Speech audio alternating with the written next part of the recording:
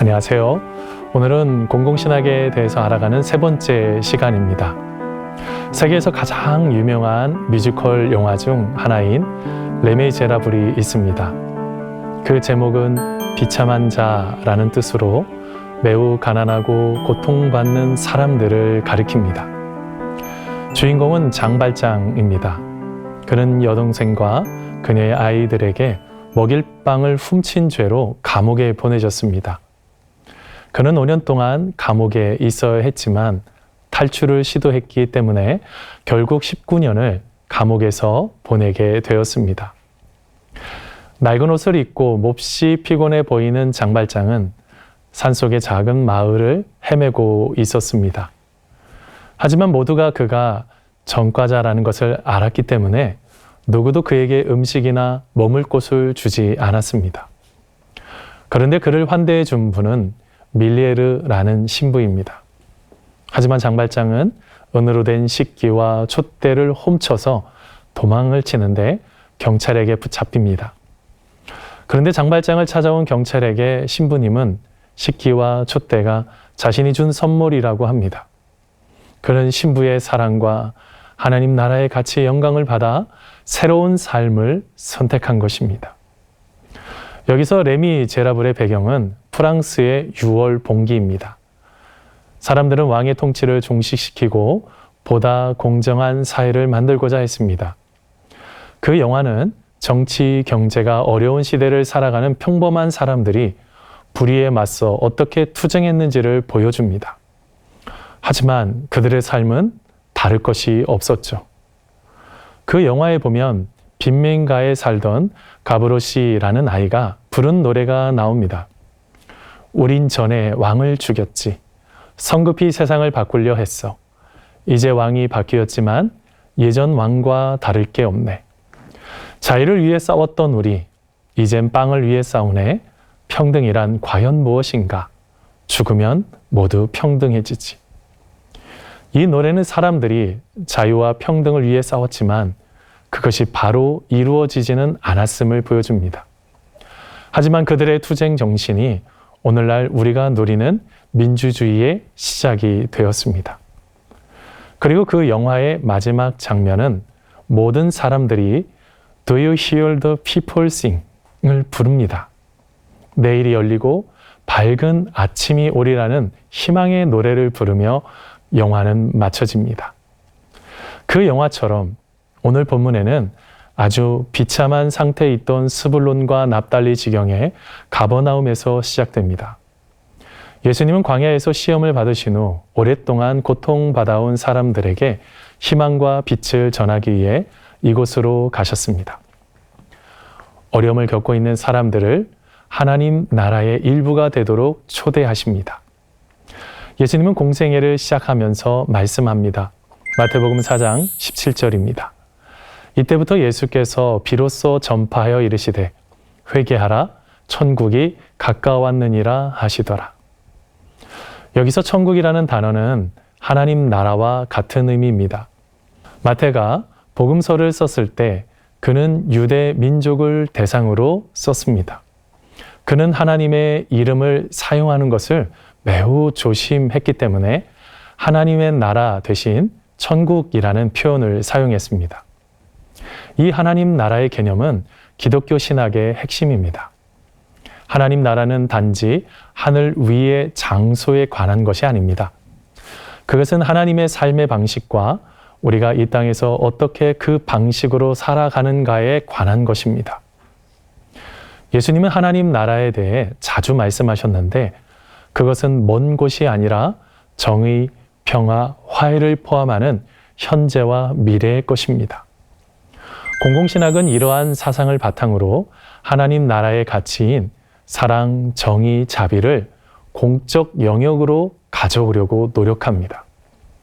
특히 공공신학은 우리에게 하나님 나라를 향한 삶의 여정을 제시합니다. 우리 모두 하나님 나라를 깊이 생각해야 한다는 것입니다. 신학자 위르겐 몰트만은 말합니다. 교회는 하나님의 나라를 위해 존재한다. 그리고 종교개혁 작가 정 장깔뱅도 말합니다. 교회 임무는 사람들에게 하나님 나라가 어떤 곳인지 보여주는 것이다. 플롯신학교의 총장을 지낸 리차드 마우 목사도 자신의 저서 무례한 기독교에서 말합니다. 오늘날 세상 사람들이 전도에 대해 강한 거부감을 가지고 있습니다. 그리고 우리가 하나님 나라를 보여주지 못하고 앵무새처럼 종교적인 말을 실제로 이해하지 못한 채 반복합니다. 그렇습니다. 우리는 하나님 나라를 보여주어야 합니다. 그렇다면 하나님 나라는 무엇일까요? 질문과 대답으로 하나님 나라의 의미를 찾아가 보도록 하겠습니다. 첫 번째 질문은 하나님 나라는 어떤 의미를 가지고 있을까요?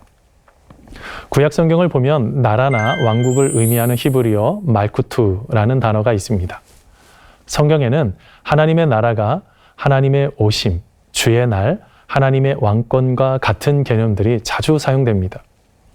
특히 하나님의 왕권 개념은 기본적으로 그의 백성을 위한 하나님의 주권적인 행동을 전제로 합니다. 그의 백성이 하나님의 통치하에 들어가서 소유가 되는 것을 의미합니다. 또한 하나님께서 우리 모두를 다스리시는 사랑의 통치자가 되시는 것으로 왕이 통치하는 공간적 영역, 지역, 영토의 의미로 쓰였습니다. 그리고 하나님 나라 개념은 세 가지 중요한 점이 있습니다. 하나님은 천지를 창조하셨고 만물의 주인이십니다. 하나님은 세상과 그 안에 있는 모든 것을 창조하셨습니다. 이는 그분이 한 그룹의 사람들뿐만 아니라 모든 것의 모든 사람의 통치자이심을 의미합니다. 하나님은 또한 지금 다스리시는 현재의 왕이시며 장차에 올 미래도 왕이시라는 겁니다.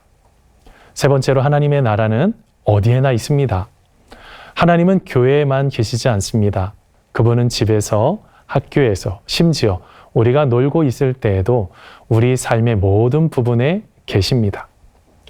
또한 신약 성경을 보면 하나님 나라는 바실레이아라는 헬라어를 사용하는데 이 단어는 세 부분으로 구성됩니다. 첫째는 장소입니다. 하나님의 사랑과 규례가 지켜지는 곳을 말합니다. 둘째는 백성입니다. 하나님을 따르고 사랑하는 우리 모두를 말합니다. 세 번째는 하나님의 법칙이 있습니다. 선한 목자가 양을 인도하듯이 하나님께서 우리를 인도하시는 방식입니다. 그럼에도 우리는 하나님이 우리와 함께 계신다는 사실을 잊어버립니다. 즉 우리가 교회에 갈 때만 하나님이 중요하다고 생각합니다. 이것은 예수님을 단순히 내 죄를 사하시고 나를 구원받게 하시는 분 정도로 제한합니다. 그래서 일상에서 하나님과 관계없이 지내고 일주일에 한 번 교회에 와서 회개하고 깨끗해지고 다시 월요일부터 죄를 지을 준비를 하는 것과 같은 행위가 나타납니다. 이런 형태를 사우나 영성이라고 합니다. 여러분, 하나님은 우리가 필요할 때만 계신 분이 아니라 지금도 세상의 모든 것, 정치, 종교, 사회, 문화 등 모든 영역을 다스리십니다. 그것을 기억하는 우리가 되기를 바랍니다. 두 번째 질문은 하나님 나라는 죽어서 가는 것일까요? 아니면 지금 여기에 있나요? 하나님의 나라가 실제로 무엇을 의미하는지 생각해 봅시다. 어느 교회의 주일학교 아동부 전도사님이 설교 시간에 천국이 어떤 곳인지 열심히 가르치고 질문했습니다. 여러분, 천국에 들어가기 전에 무엇을 먼저 해야 할까요? 아는 사람 손 들어보세요. 그러자 한 아이가 침묵을 깨고 대답했습니다. 천국에 들어가려면 먼저 죽어야 해요. 전도사님은 기대한 답은 아니지만 아이의 말도 틀리지 않았습니다.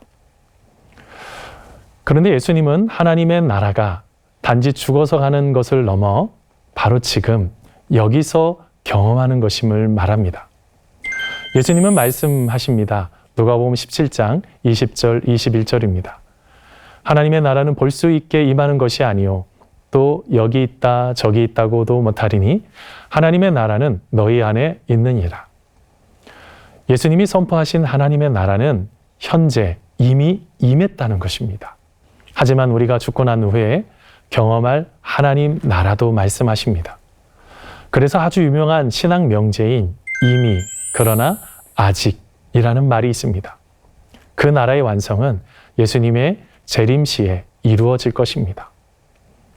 레드가 쓴 하나님 나라의 복음에 보면 하나님 나라에 대해서 다음과 같이 다루고 있습니다.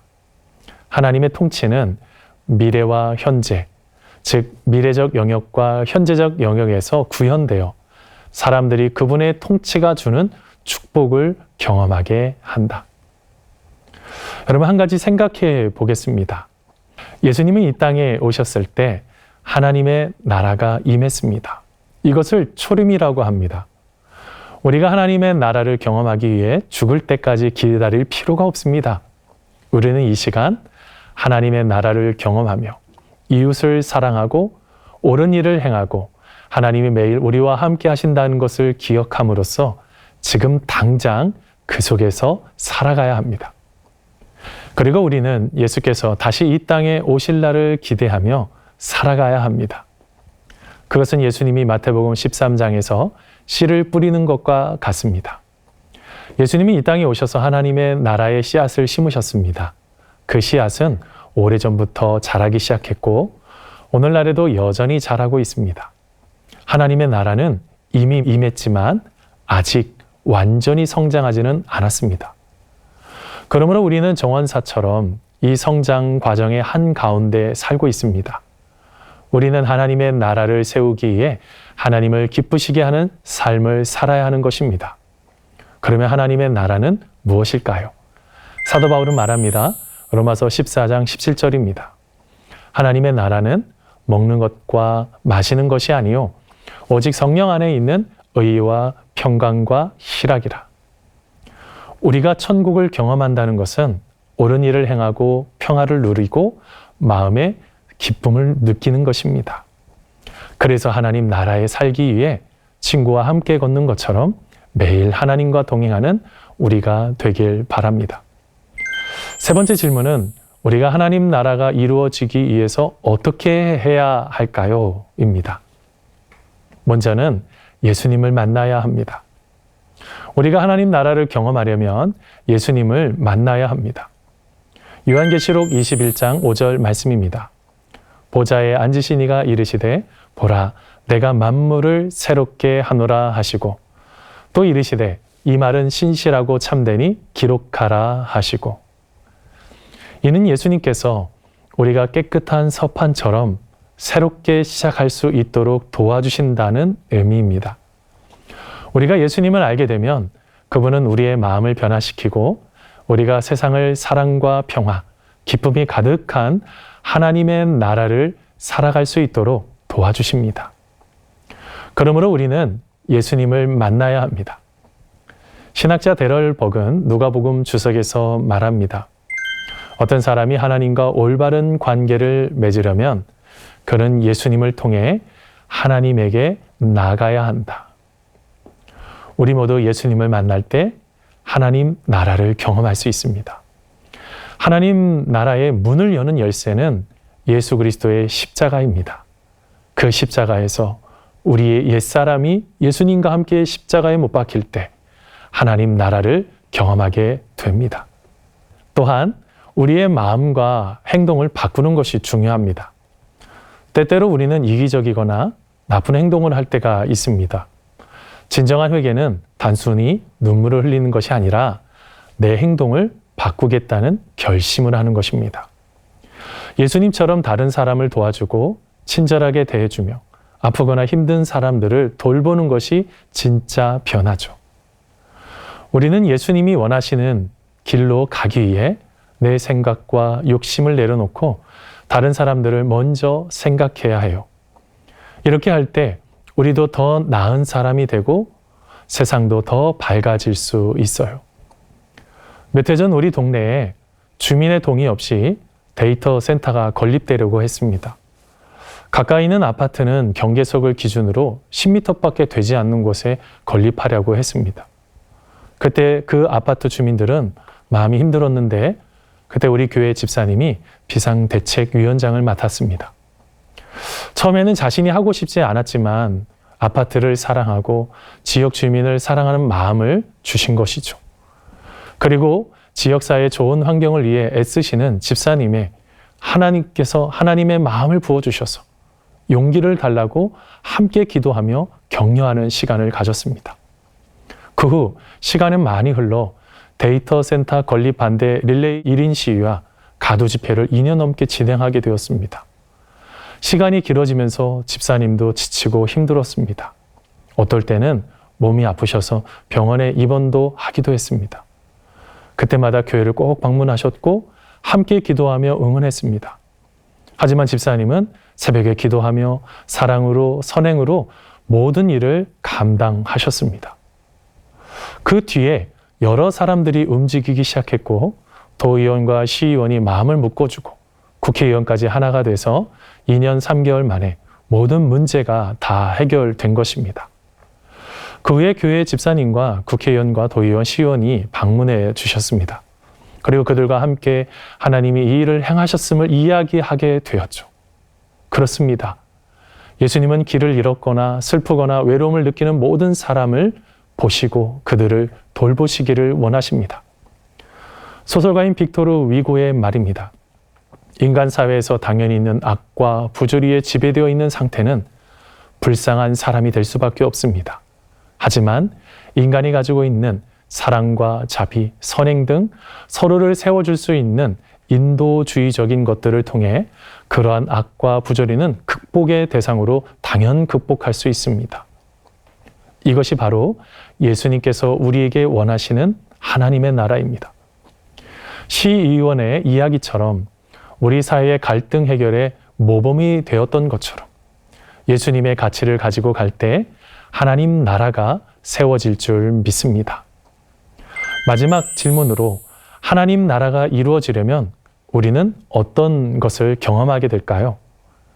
첫째로 하나님 나라를 경험하면 우리 안에 치유와 회복이 일어납니다. 우리는 예수님이 가시는 곳마다 사람들의 삶이 아름답게 세워졌음을 기억합니다.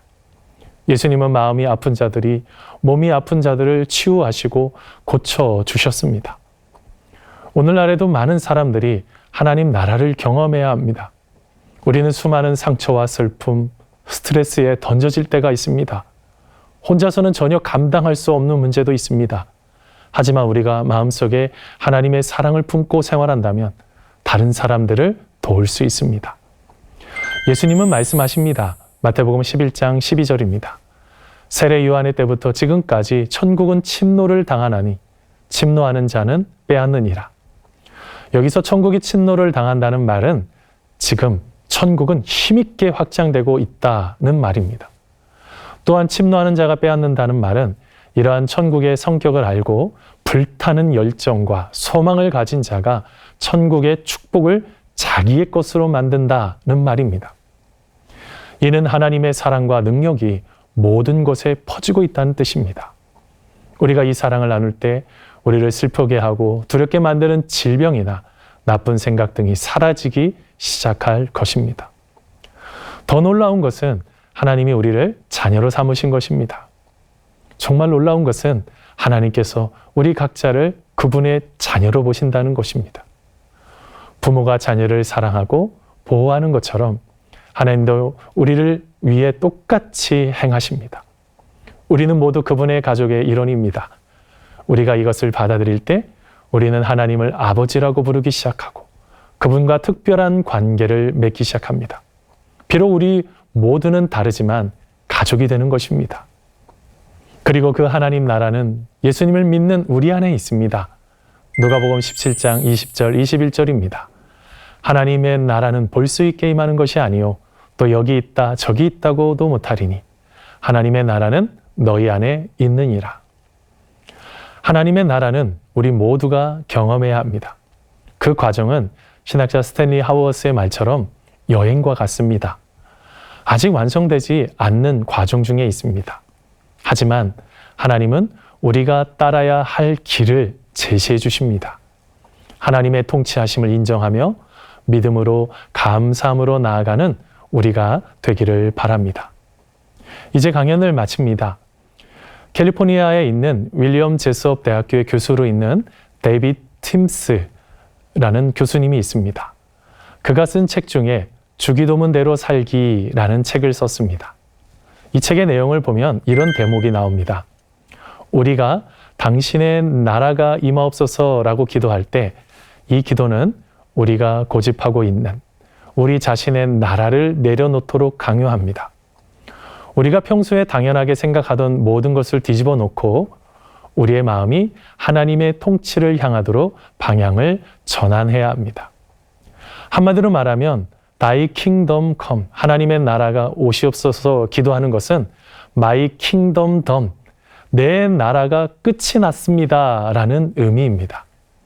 하나님은 우리의 삶의 모든 부분에서 매일 우리와 함께 하십니다. 예술가가 아름다운 그림을 만들기 위해 물감을 사용하는 것처럼 하나님은 우리의 일상적인 경험을 사용하여 우리를 빚으시고 그분의 사랑을 보여주십니다. 우리 모두 일상에서 하나님의 나라를 경험하는 삶이 되길 바랍니다.